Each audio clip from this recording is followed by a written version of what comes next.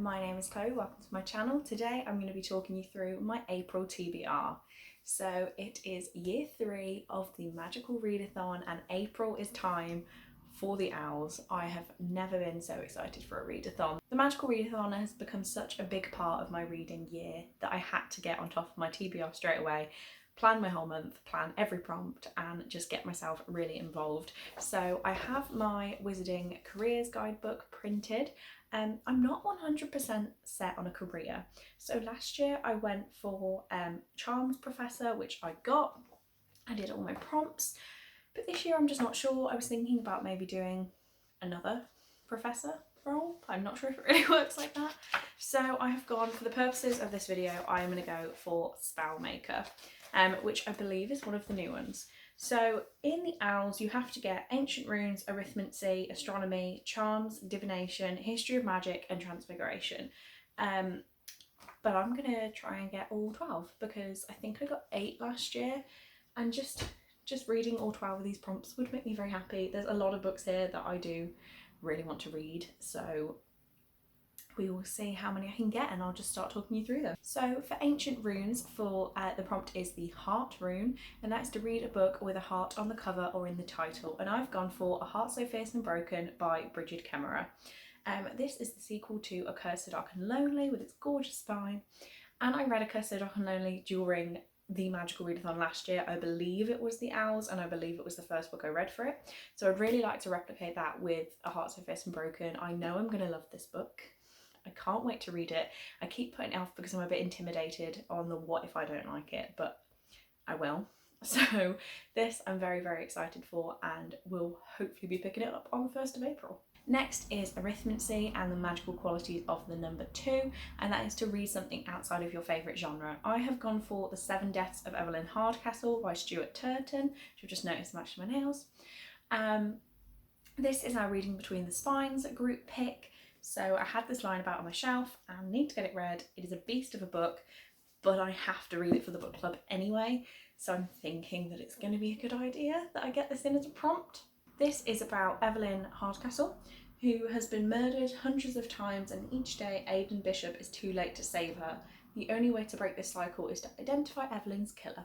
So definitely not my normal taste, but I saw this one day. I'm pretty sure I got it from a charity shop for 50p, that's why I own it. And as the book club, we're getting rid of our physical TBR, so I need to read this.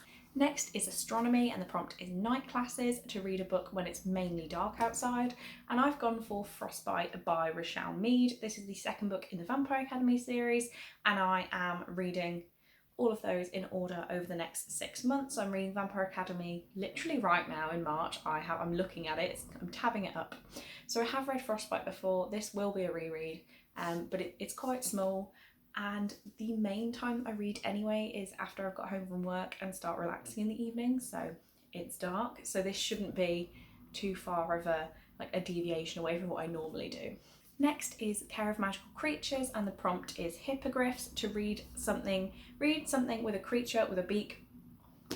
That was a bit weird, let's try again. So Hippogriffs, read a book with a creature with a beak on the cover.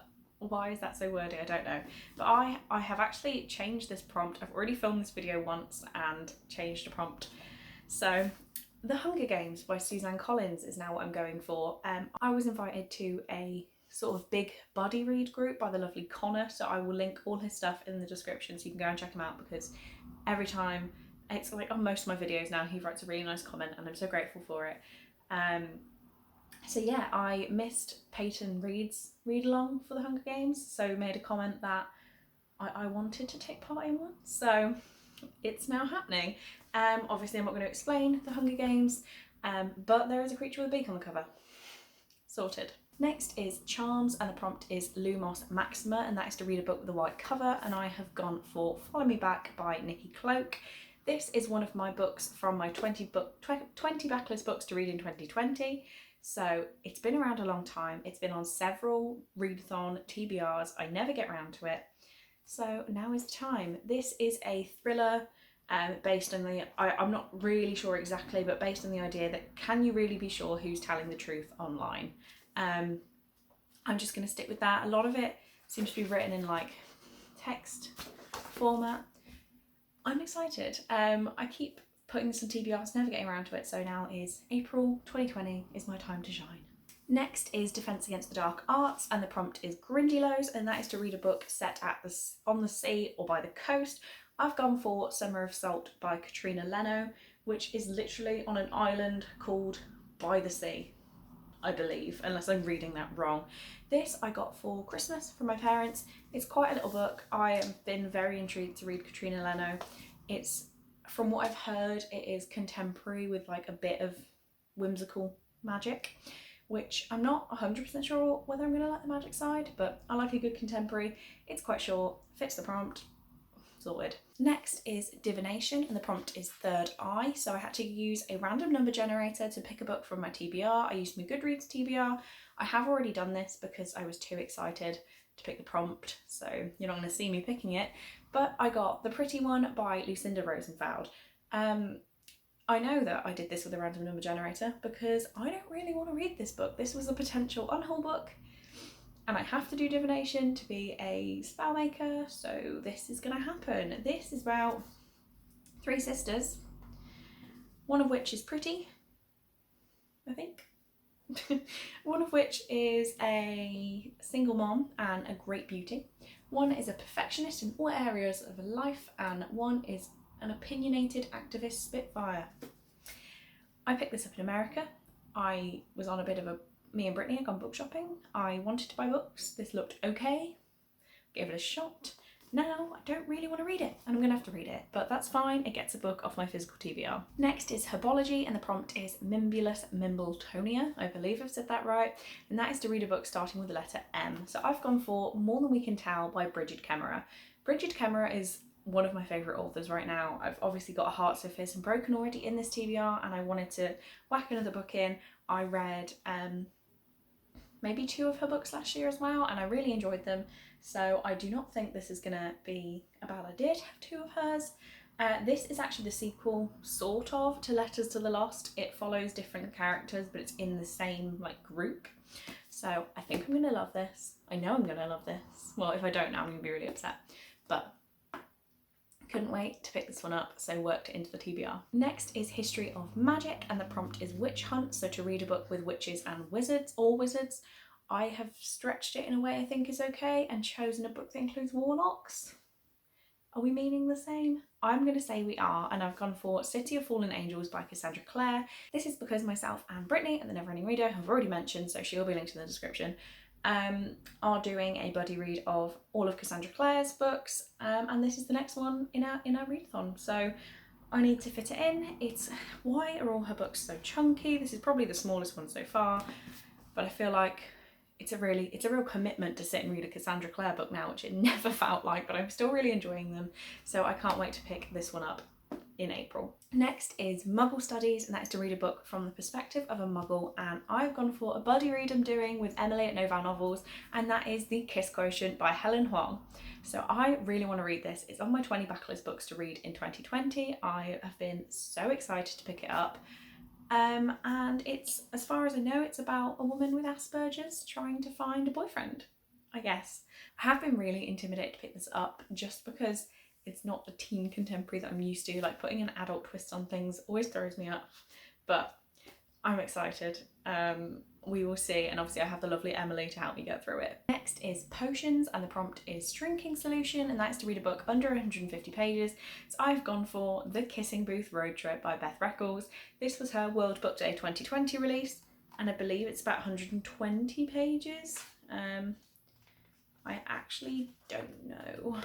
It looks like it's 104 pages, and then there's a snippet of another book in the back as well, so I'm excited. If for some reason you don't know, because you've not watched any of my videos and heard me natter on, I am in a long distance relationship. This is about long distance relationships. Obviously, I cannot go on a road trip to America. That would be quite interesting to try, but still, it's the same principle, and I'm going to enjoy this. And lastly, we have Transfiguration, and that is, the prompt is Animagus lecture, so to read a book about shapeshift that includes shapeshifting. I've gone for Nimona by Noelle Stevenson. So this was, I have already listened to the audiobook of this graphic novel, which weirds me out, but I really enjoyed it. So Lauren from She Is Such a Lauren was kind enough to give this me for Christmas. So I can't wait to see how the audiobook compares to the graphic novel, because I've never ever done that transition. So this is about Nimona, who shapeshifts. And she's got an attitude, really, and I think I'll just leave it at that. But I am very excited to read this again.